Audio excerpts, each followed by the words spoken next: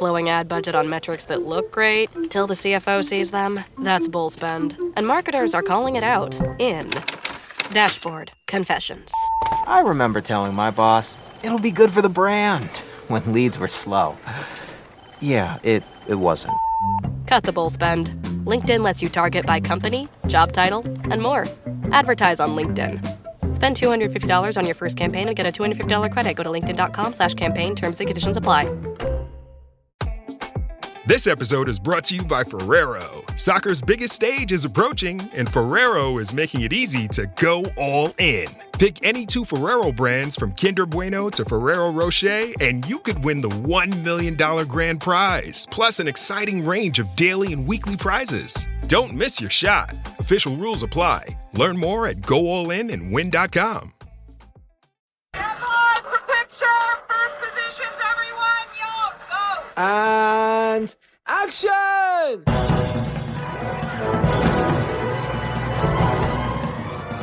Hello and welcome to episode 333 of the Filmmakers podcast. This is a podcast where we talk filmmaking, from indie film to studio films and everything in between. How to get them made, how to make them, and how to try not to F it up, in our very, very humble opinion. Today on the show, we have the director, Richard Eyre. Now, if you don't know Richard, he is a bit of a hero in the film world. He has been around a long time in the theatre world, making some extraordinary pieces of work. His directing credits include his debut, Ploughman's Lunch, which we touch on a little bit, which starred Jonathan Pryce, Frank Finlay, and Tim Curry. Then he went on to write the stage adaptation of Richard III, which starred Ian McKellen. Iris, which he directed and wrote, that starred Judi Dench, and I believe she won an Oscar for it.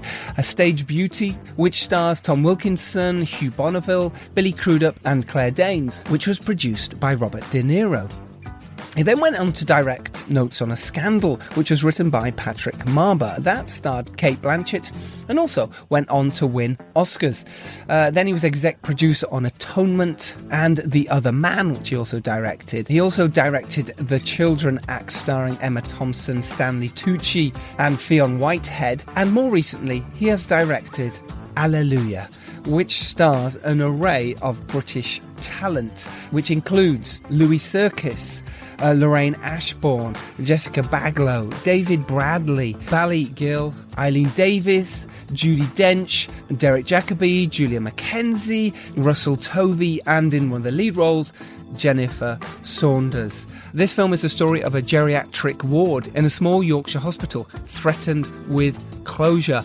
It is based on Alan Bennett's play of the same name, and it's been adapted by Heidi Thomas.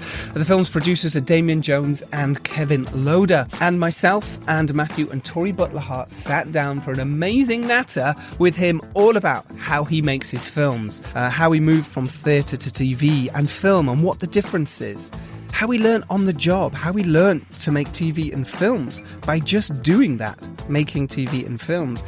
He talks about rehearsal and the difference of each actor, and why sometimes you need to cut around certain actors, why there are scenes you don't need in the edit, how editing is so important, and why he plans his film in order to create spontaneity. He gives you some amazing advice on persistence and why writing is so important. That is all coming up for you on this week's Filmmakers podcast. To give you an insight on Tori and Matthew Butler-Hart, because they're both amazing. Tori is an actress, Matthew is a director. They both produce and write within their film company Fizz and Ginger. They've made the films Missing a Teens, Two Down, The Isle, Infinitum, Subject Unknown, which also stars Ian McKellen, and they have written the fantastic book on filmmaking, Full to the Brim with Fizz, Ginger and Fierce Determination, Modern Guide to Independent Filmmaking. Hopefully there'll be links to that in the show notes if I've got round to doing it. So, how are you getting on at the moment? How are you creating opportunities for you as a filmmaker? It's one of the main reasons we started this podcast, is to help you grow, to learn from this, but also to think about you. What has inspired you lately to go out there and keep working hard on your project? Maybe something has sparked something inside you that made you want to write something totally new. Maybe you got rid of the deadwood that was dragging you down. Or maybe you rang an agent this week. Maybe you rang an actor. Maybe you move forward with your project, and I really hope you did. And if not, make this week the week that you do that. Can't just sit on it. Nothing will happen. The cavalry are not coming. You are the cavalry. You need to make things happen for your film. So go do it this week. Make something happen. Send someone an email. Finish writing that scene. Speak to that director. Get that producer on board. Get your IMs, your information memorandums, and your decks in place to send to those investors you've been talking to. Make things happen. Make it happen for you. Do it! Oh yes, and don't forget, myself and Dom Lenoir are hosting a live Filmmakers podcast live from the London Independent Film Festival. So yes, so come and join us Sunday the 16th of April from 2 till 6 p.m. We are going to have guests on the panel. It's kind of like it'll be like a Make Your Film event, but we're doing it at the London Independent Film Festival. They put on a great show anyway there, so why not come down and join in the fun? Link to the tickets to that are in the show notes. Come along, come join us, say hi. Hopefully we'll see you there. Shout out for some amazing people this week, including Mark Hammett, who joined our Patreon page. There are so many bonus episodes on there, so do come and join us. It's a couple of quid. Support this podcast, support me doing this into the middle of the night, but just because why not, you get extra stuff from it as well. Also shout outs to Sam Ampar from Aliot's Accountants, Sam Hartshorn, and to Serena Gardner and her Secret Garden Pictures, because they have not only hit their crowdfunder target, but they have now set a stretch goal. They've already raised £10,000. Now they're looking for £3,000 more, which will really help them going towards their, quite frankly, remarkable-looking short film called Unraveling, which aims to raise awareness around multiple sclerosis and its effects on those who suffer from it. Click the link in the show notes and support them if you can. Next week, it looks like we might have Beck and Woods back on to talk about 65 movie. Or maybe we have Florian Zeller, the director of The Sun. So, stay tuned. Who knows? It's exciting either way. Right, let's get to it. This is myself, Matthew Butler-Hart, and Tori Butler-Hart, talking with the rather frankly brilliant Richard Eyre, all about his journey as a filmmaker and his latest film, Allelujah. Sit back, relax, and enjoy. Richard, so nice to meet you. Hello. How you doing? You Hi. okay? Yeah, This is good. Giles Alderson, the main man. Hi. Hi, lovely to meet you. Thank you so much. Spending time chatting with us. It's really cool. Good. I realised it was 10 years exactly since Quartermain's terms. Well, you look very well. Thanks, Richard. Great. I'll take that. Thank you so much. I love the pause. I love the pause. What am I going to say? You look okay. It shows. Okay. I never use headphones because I can't bear anything in my ears. How do you cope on set then? With the cans? Do you wear Not cans? very well. Cans are sort of okay. Because they're over the top, yeah. They're over the top. That's a healthy selection of books, CDs, games, toys behind you. Plays, I'd imagine. Well, it's... Plays. we've been in this house for 38 years. And it's... Wow. Top to bottom, it's just full of books, and we're moving end of this year. Oh gosh! Oh my gosh! You're gonna have to go through them all. There's nothing worse. I know. There's nothing worse. So congratulations first, I suppose, on Allelujah. It's really well done. It's excellent that for one that you've got another film out. We love your work, obviously, but I suppose it'd be interesting to go back a little bit before we get there as well and talk about your start as a filmmaker. What was your childhood love of filmmaking? Was there a film that made you go, "Ooh, that could be something that I could do"? I never thought that as a child. I grew up in the country in the middle of Dorset. Cinemas, I had to go by train to either Bridport or Dorchester. And so there was limited choice of films. So I never saw an art film until I went to London, by the time I was probably 18 when I went to university. And then I coincided with the French New Wave, the Italian New Wave, with Bergman, with the best of American filmmaking at the time. So this was early 60s. So I just saw every film there was then. And I suppose if we're talking American films, I most loved On the Waterfront and The Hustler. Those were two films which made a very deep impression, apart from the French New Wave. And I was mad about Bergman's films, and I still am.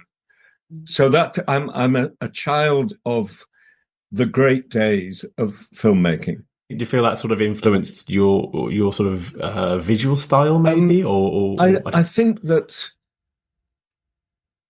to a fault, I assume that the audience takes things seriously. Bring it back to you a little bit more in terms of your work in film. Obviously, huge career in theatre as well, but I believe your first bit of telly or film that you directed was Play for Today. Is that right? Is that correct? That's right. I was running BBC Nottingham Playhouse in the 1970s. Oh, it's beautiful theatre, that one. Love that place. It was a lovely theatre, and I was doing a lot of plays by young writers and working with a lot of young actors.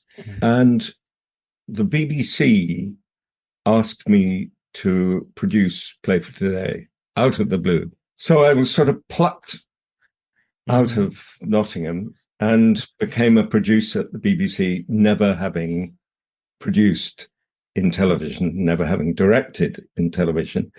And somewhat cockily, I said, yes, absolutely, I'll do this job, but I also want to direct for television. And they said, well, all right. I love that. All right. In fact, there was a prohibition against producing and directing. You couldn't, at the time, have a double credit. So I did the job for 3 years. I employed a lot of very, very good directors, and I watched what they did. And I started to learn about directing on film. But of course, like all those things, you can only learn by doing it. And there's a wonderful adage. There's a poet called Douglas Dunn who has a poem that starts, "Only gardens can teach gardening." And it's the same about filmmaking until so my first film was called The Imitation Game. Yes. And it was much better than the other film, The Imitation Game. Much better. But the reason it's the same title is because it's actually, the title is from Alan Turing. It was Alan Turing's experiment, The Imitation Game, of how you could distinguish between human intelligence and artificial intelligence. I suppose what's interesting there for us is, what did you learn from, I suppose, diving in there with the Play for Today's and suddenly then, and learning on the job and then going, right, I can now do this on a film level. What was it that worked for you as a director? Well, I learned that the worst possible training for filmmaking is working in the theatre. Except that you share the necessity to tell stories and also to work with actors. But actually, the habit of seeing everything as you do in the theatre straight on and sort of selecting, you as a director sort of hinting to the audience they should watch that rather, and in the theatre invariably watching the speaker. All that is terribly bad training for filmmaking, where you're in charge of the point of view, and the point of view it's quite often not the speaker who's the most interesting. And the first film I did, I set up a scene and was standing with the cameraman who walked off. The actors were sort of there in front of us. He walked off and appeared behind the actors, and he gestured to me, and I went round to join him. And what he was saying is, look, it's much more interesting here than here. And that was a real insight. And then the whole business of how you move the camera and how you told a story through moving a camera, how the size of shot, the angle that you're shooting, all the massive lexicon of means of telling a story that you have with film. The one thing you don't have with film is what theatre has, which is all theatre is metaphorical, that the audience know that they are watching as if it's not the real thing. They know it, and they make that poetic transposition to see that, the suspension of disbelief. And in terms of a setting, you can put 2 chairs on a stage and represent a home. You can put 8 chairs on a stage, and it becomes a society.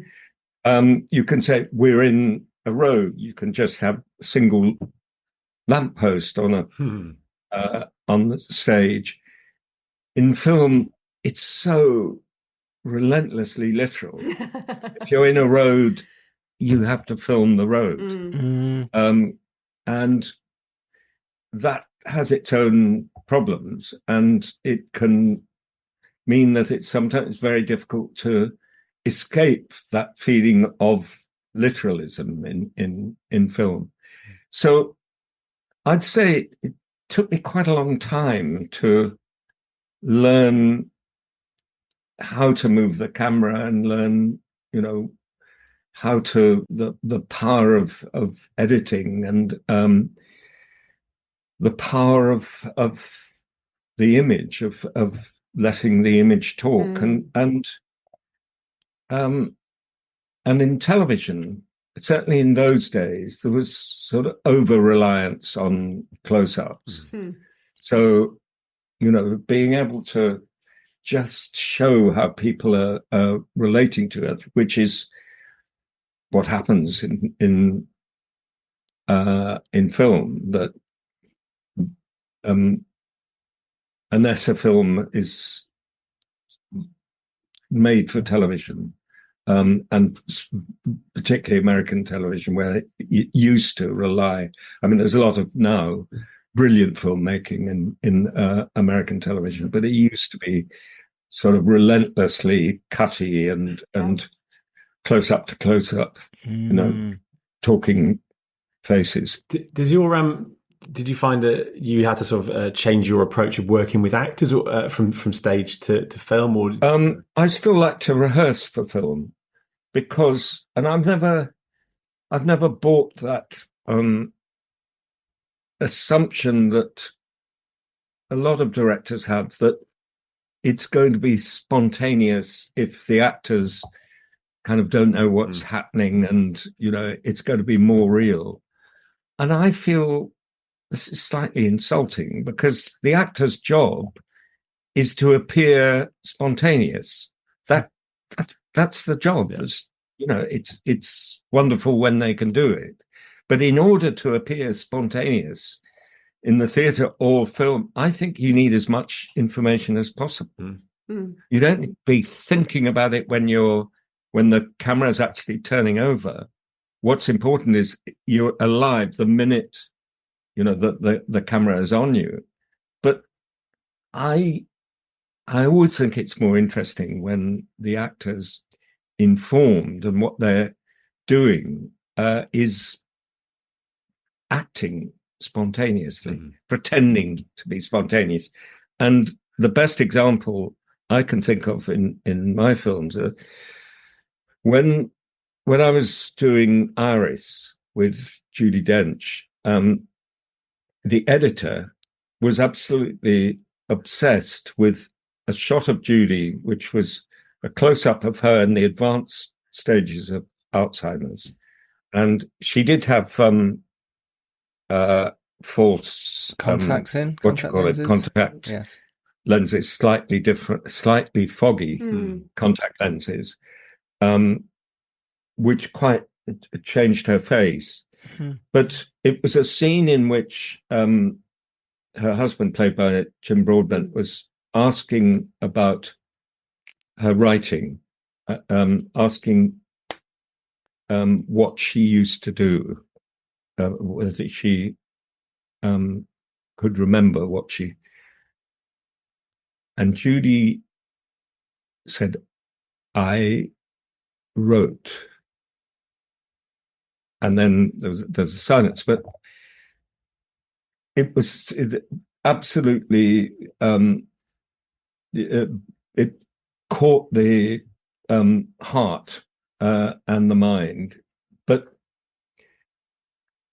the editor found it very difficult to cut the board off the film, because while we were setting up and I was saying, okay, we're ready to go, and you could hear the first AD say, quieten down, Judy was finishing off a joke.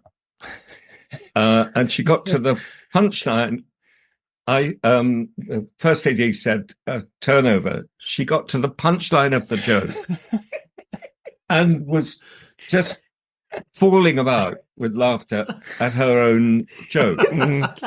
and then I waited a moment and action. And literally within 4 frames, you saw Judi Dench becoming Iris Murdoch in the latter stages of Alzheimer's disease.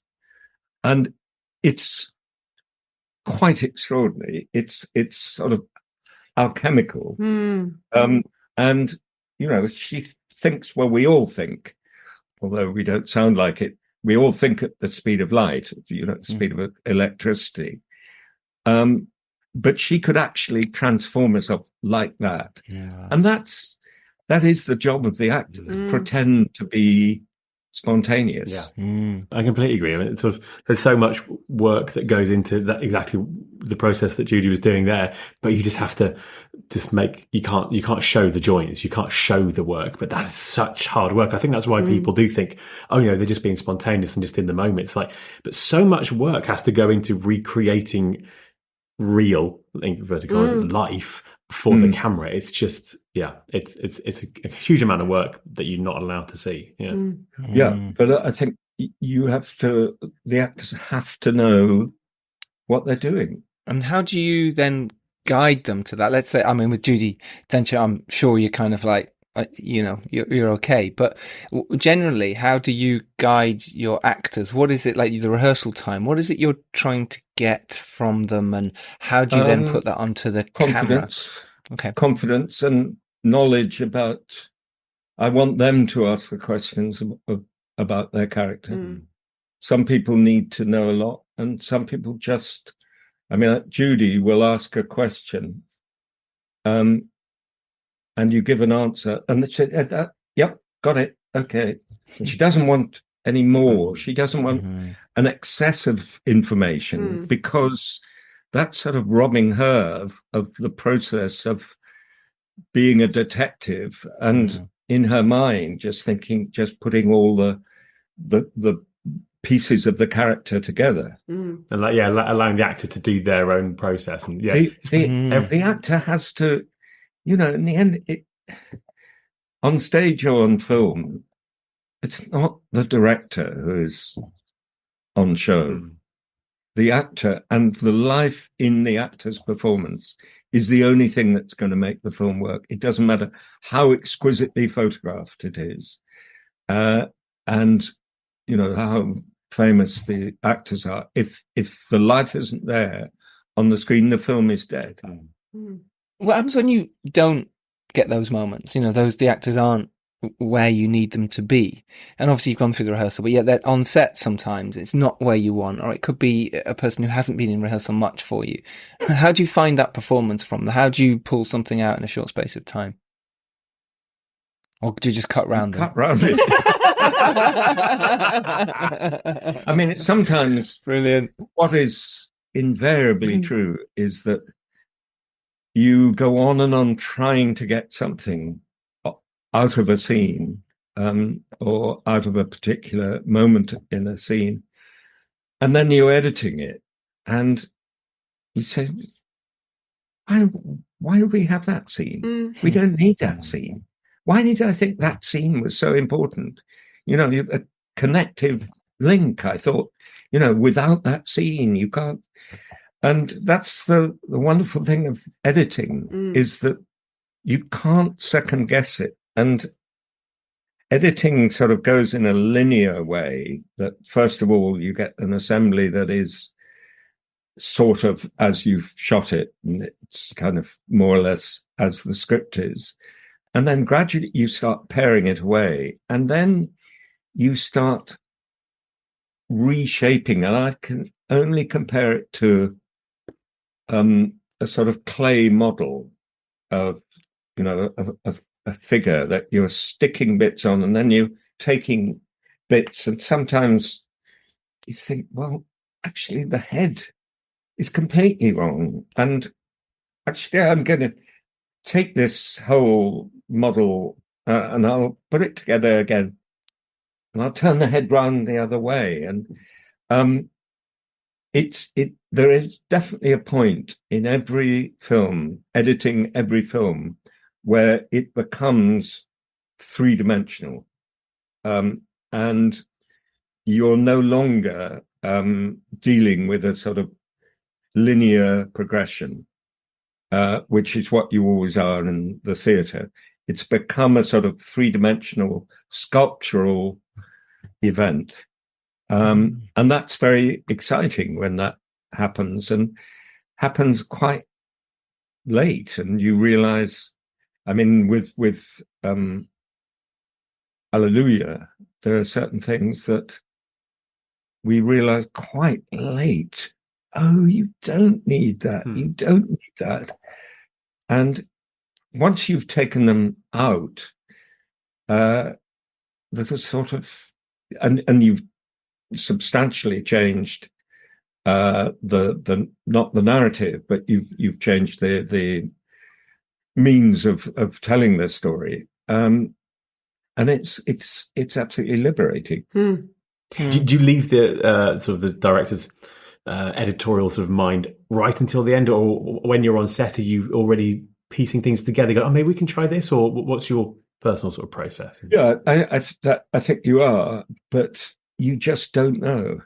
And almost invariably, you shoot a film, it all seems good, you know, rushes every day, everyone seems very pleased. And you think, yeah, the actors are great. You put it together in an assembly and it breaks your heart. It just seems so slow and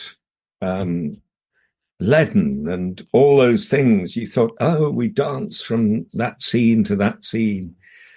And it's just that it's all stuck together, and then you start, and generally assembly is probably about half an hour longer than the finished film, and during the process of take out that, you sometimes take out the wrong organ.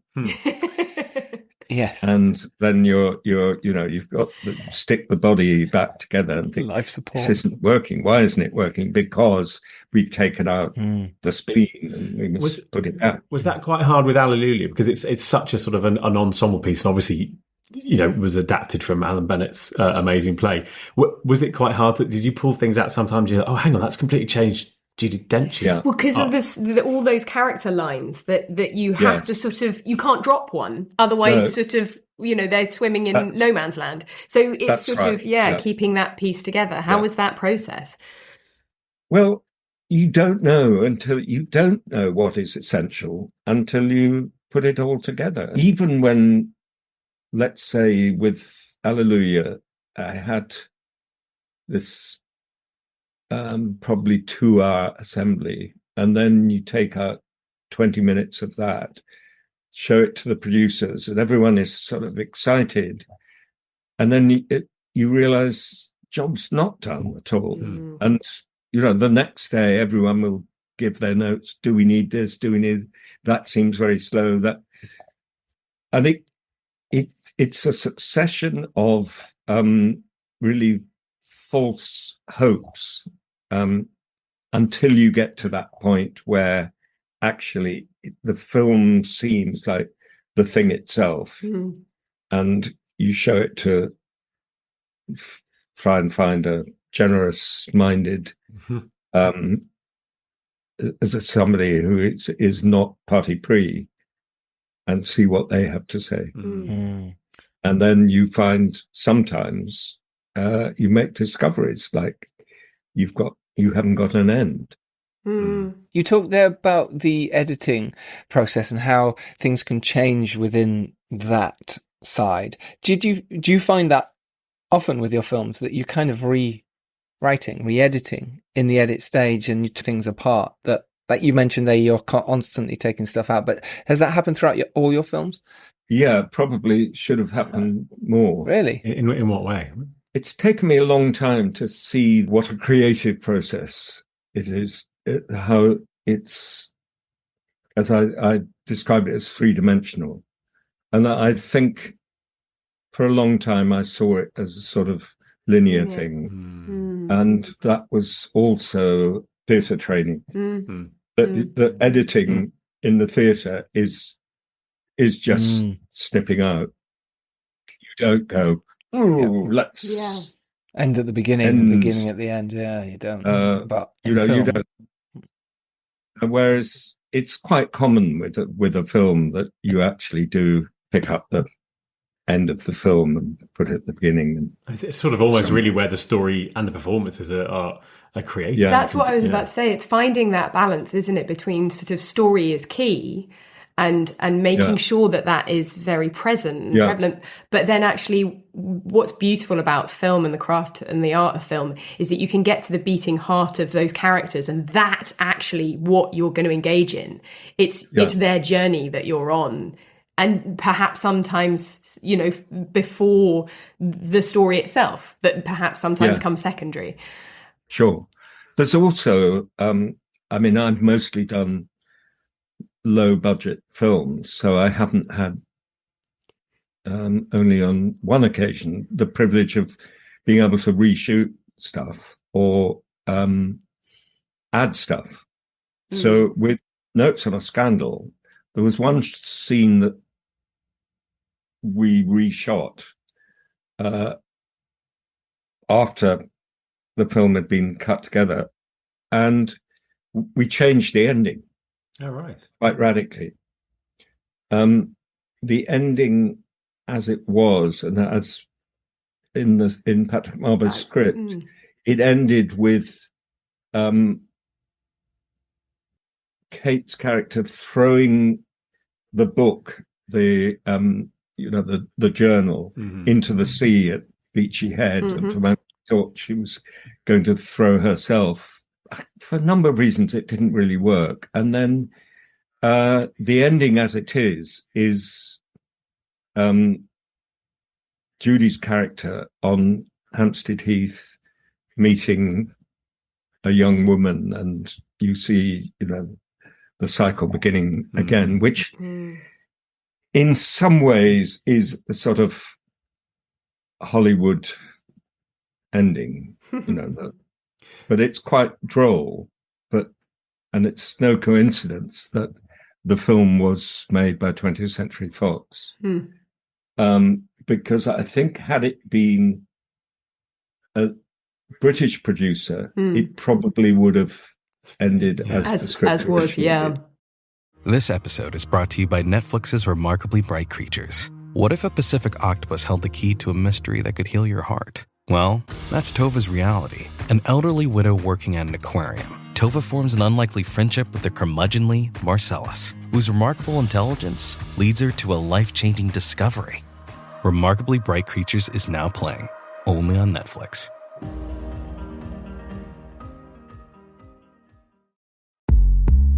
You may think you know McDonald's drinks, but you don't know them like this. From fruity refreshers like the Strawberry Watermelon Refresher and the Mango Pineapple Refresher with popping boba, to crafted sodas like the Sprite Berry Blast with berry-flavored Sprite topped with cold foam. Who knew ice-cold drinks could be so fire? 6 all-new drinks are here. Try them all, now at McDonald's. Refreshers contain caffeine. This spring, Uber Eats has you covered. Whether you're celebrating mom, dad, or your favorite grad, not all of us are great planners, and with the Uber Eats gift hub, you don't have to be. Send flowers, perfume, champagne, or just their favorite meal straight to their door. Gifts arrive in as little as 25 minutes, and you can add a personalized video message for that additional so-not-last-minute touch. So this spring, get a leg up on gift giving with Uber Eats. Last-minute gifts that land every time. Must be 21 or older to purchase alcohol. Product availability varies per region. See app for details. Yeah. Can we talk a little bit about that process of adaptation from play to screen? Because obviously Allelujah was also a play, Alan Bennett. And just sort of how much were you involved in sort of both processes? So Notes of a Scandal and then... I had... put on Patrick's plays at the National Theatre, so I knew Patrick very well. So I was involved in the shaping of that script. And also with Allelujah, that what Heidi Thomas did was take a rather disordered play that Alan had written, that, like a lot of Alan's work, it was... there's a bit here, there's a bit here, there's a bit here. And he hands it over to the director. I mean, he did this. I made a film called The Insurance Man, about Kafka with a young Daniel Day-Lewis. And originally, the script, Alan literally pushed it through my letterbox with a note saying, see if you can make anything of this. Amazing. And it was just sort of brilliant scenes, but without a sort of coherent narrative. And so it was my job to sort of knit it together. And that was the same with the play of Allelujah. And Nick Heitner had the notion of this choir, which appeared like a sort of chorus every now and then and pushed the story forward. And it ended with the finale was the choir singing Allelujah. Right. And for the film, Heidi actually concocted a storyline a thread that bound together. So she just took the best of Bennett and put them around a storyline which had a clear and accessible narrative. A little less surreal, as it were. Absolutely. It was absolutely, it sits in the world of reality. Yeah. But it's still those sort of Bennettonian, that's not a word, little slices of life, which is beautiful. Well, in the dry humour, those, that are so classic him. Unmistakable Bennett jokes. Yeah, exactly. David Bradley he's as well. Just superb in it. Beautiful. He really is. He is. What a fantastic actor. He's just brilliant, brilliant. And he breaks my heart. The scene dances with Jennifer. It's just so beautiful. It really is. Is he the sort of actor you can kind of wind up and just he does his thing, or does he? What's his sort of, or what was your process with him? It just he does it. Great. I mean, we talk about it. We read it through. There was not really any me pushing David. I mean, I'd worked with David several times. And I knew David and Russell. So it wasn't as if I was steering them in a different direction. Just we were exchanging ideas so that we were absolutely certain we were all on the same page when we came to shoot it the next day, because it's very hard, particularly if you're out of doors and you're dependent on, as it happened, it was a beautiful autumn day. But if you're dependent on weather and the scene isn't, and you haven't prepared the scene, and the scene is going off in a different direction, you have to pull it back. That's really, really hard. And that's one of the reasons I like to prepare. I like to know what the actors have in mind, and they like to know what I have in mind. And so it's worked the same way with your crew as well, you know, with your DPs, with the production designers. Absolutely. Talk us through that process as well. Generally, the DP is often there when I'm rehearsing. Okay. And I've worked with Ben several times. He did the King Lear I did with Anthony Hopkins. So he likes to be at rehearsals, and it's great because he will rehearsals sort of see things that I don't see, and also the actors will get to know him. So you know they're familiar with somebody who is photographing them, and it's all part of, I think, the important thing of making the actors feel confident, building that trust. Yeah. Do you do like shot list, storyboards? Talk us through your actual, or is it like you said there, you're free on the day as well? If it's a really complicated scene, so maybe the big scene in the hall at the end with the assembly when she's getting her award, I would sort of do I would talk it through with Ben beforehand, probably the day before, but I wouldn't issue a formal shot list and hand it to the first AD.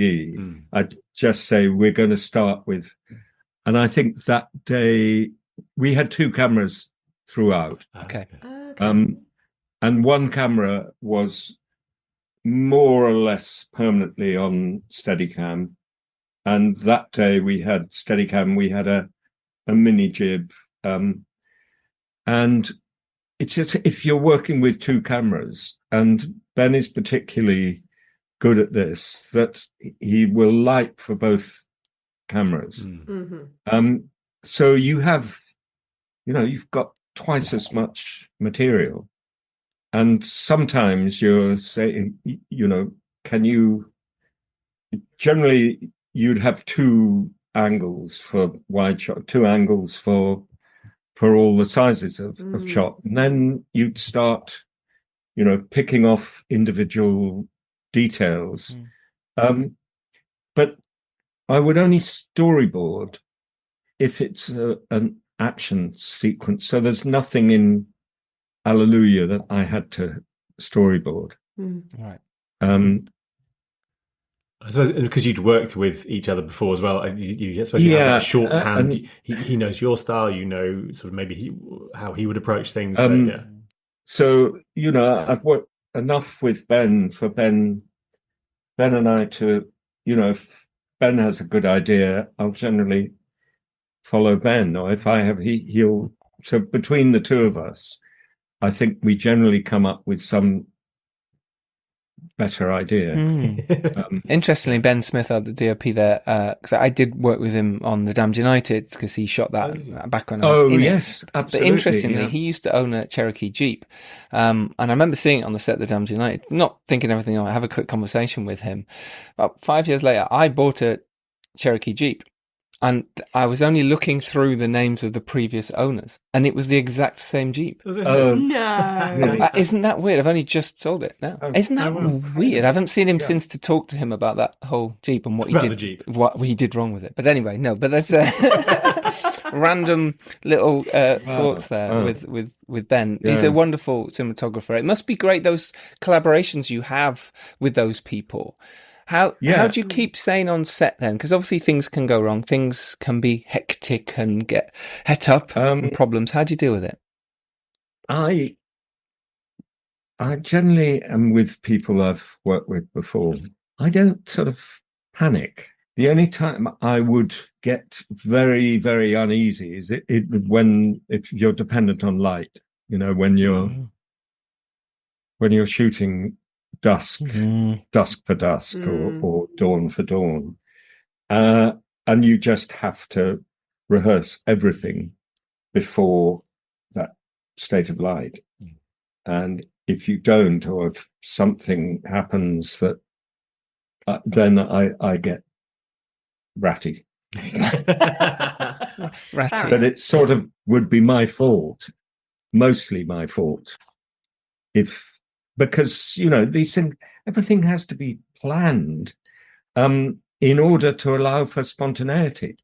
I mean, people are so naive about filmmaking. It's so true. And people who write about it, you think, I know. you couldn't say that if you knew how films were actually made. Yeah. I mean, and critics assigning responsibility, you know, this whole thing of directors being, you know, the auteurs, it's just such nonsense.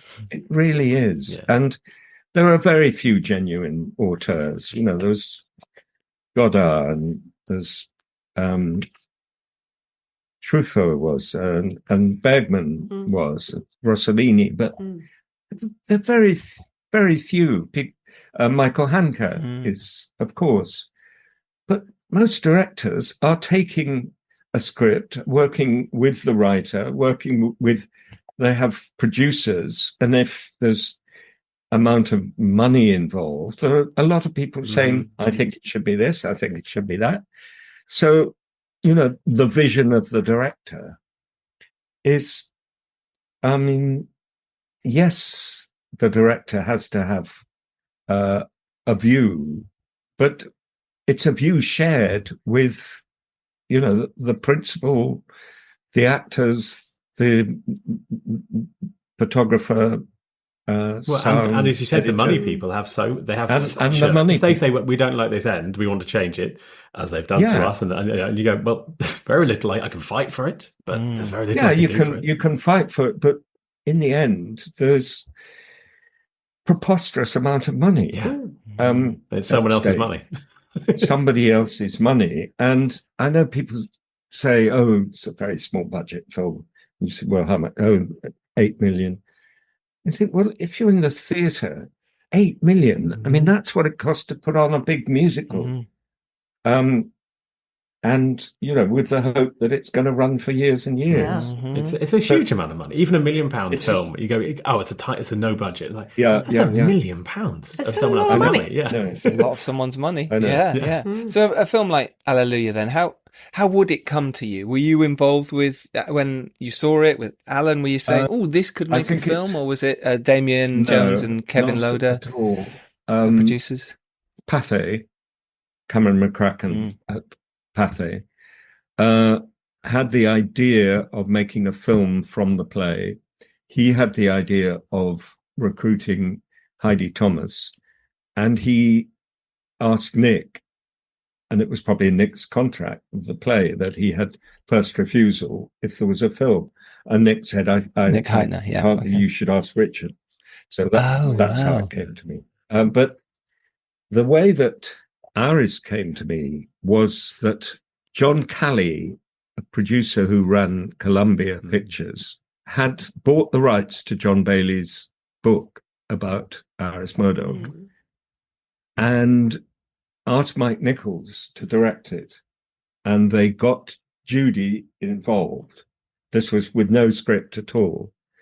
And then Mike decided that he didn't want to do it and said to John Calley, no, the person you should get to do this is Richard Eyre. Wow. And he knows a lot about Alzheimer's because I'd written about it.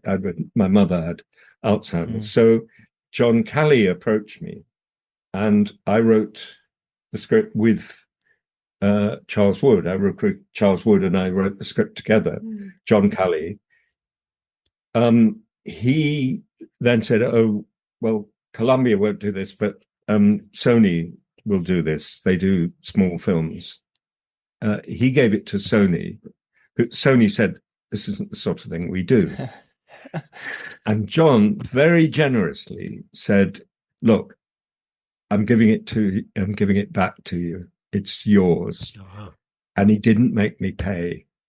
And I mean, it hadn't been an astronomical fee, but he didn't make me pay. So that was how I got Iris. And then I asked Scott Rudin to be involved, and my friend Robert Fox. And I'd worked with Scott quite a lot, who is everything you've heard. But that's how the film got made. And we made it for £5 million. And it went on to make a lot of money. Apparently it did, but I never saw it. I've never seen. You're only the filmmaker, though. You see. Exactly. You won't get the money. Yeah. Why would you? I've never seen any. You have these preposterously long negotiations about back end. I've never seen any of it. No. But if I say that Iris was distributed by Harvey Weinstein, then you realize why. Because nobody ever got any. When Anthony Minghella died, he was still hoping to get money from Weinstein for the English Patient. It's amazing, isn't it? And it's almost one of my favourite films. It's almost impossible to avoid. We do our best to try and put in corridors or to put in windows to make sure some money funnels back in. But it's amazing that it still happens at every level. It's just as filmmakers, we have to accept this might be part of it and try and get more up front, or try and get something else, or a job straight after, or a 3-picture deal, whatever. It's very tricky. Any advice on dealing with studios like that? Anything you've learned that would help our filmmakers?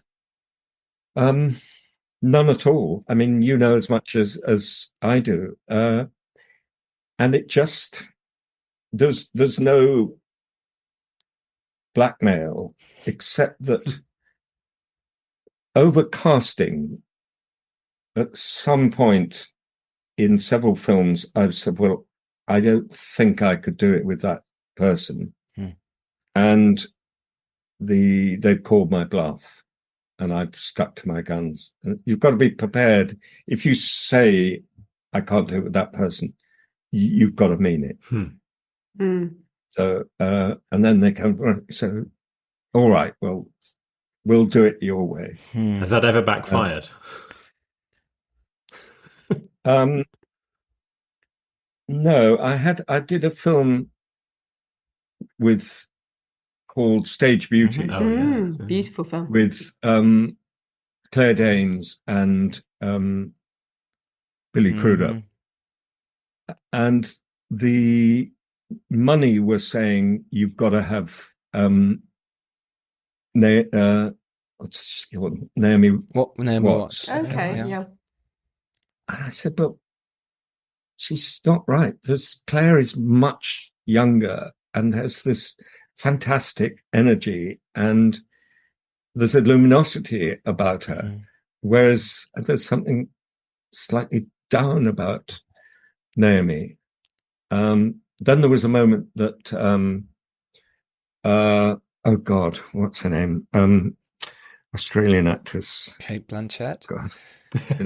So they're not Kate, yes. Nicole Kidman. Nicole. There we go. I was going to go Kylie Minogue. She was interested, and I thought, great, yeah, she'd be great. And I had a meeting in New York with her, had a drink with her, and during the meeting, she said, "Actually, I can't do the film. I'm not free. I just wanted to meet you and say hello." That's nice. That works. Hello. Okay. Note to self. Anyway, so Claire did it, and this was pre-Homeland, and I loved her. I think she's fantastic. She was brilliant in that as well. Yeah. At the premiere, luckily. She was lovely. Very nice. Got to chat to her. Oh, very nice. Yeah, right. Lovely. And Billy as well. Billy's a little bit starstruck going, hello. I was much younger. Yes, of course. So, well, look, this has been so much fun. This has been really fabulous to talk to you. I was going to go into some final bits of advice, unless you two have got anything else burning on your minds. Advice. I know, it's the usual. Well, advice, persistence. Persistence. You just got to go on and on and on. And the script. I mean, what do you have to persuade somebody to part with a great deal of money? Well, it's the script. And I think there's so little credit given to writers in the film. It's always the director, the self-aggrandizement of the director. And the writer, it's the writer who comes before the director. And it's the writer that convinces anyone. I mean, you can say, yes, but it's Steven Spielberg. But he would be the first one to say, yes, but the script isn't right. And this is what some terrible films are made, and they say, we're going to fix the script as we go along. And they no, because you can't. When you're in the middle of it all, it's almost impossible to see outside of the woods you're in. So, in spite of the fact that if you put the finished film against the script, there's a massive difference between, from the original, the blueprint. But you've got to believe the blueprint. You've got to go into a film, you've got to go raising money for a film with a script that is strong and accessible.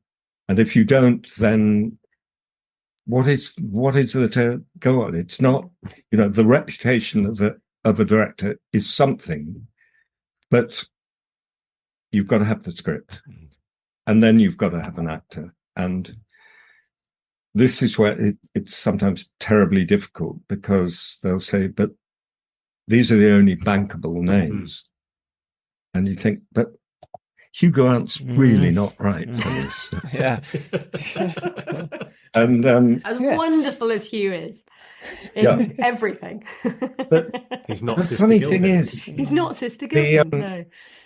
It changes so quickly, because when I did King Lear about 4 or 5 years ago, I cast this woman who'd been in one film, Florence Pugh, as Cordelia.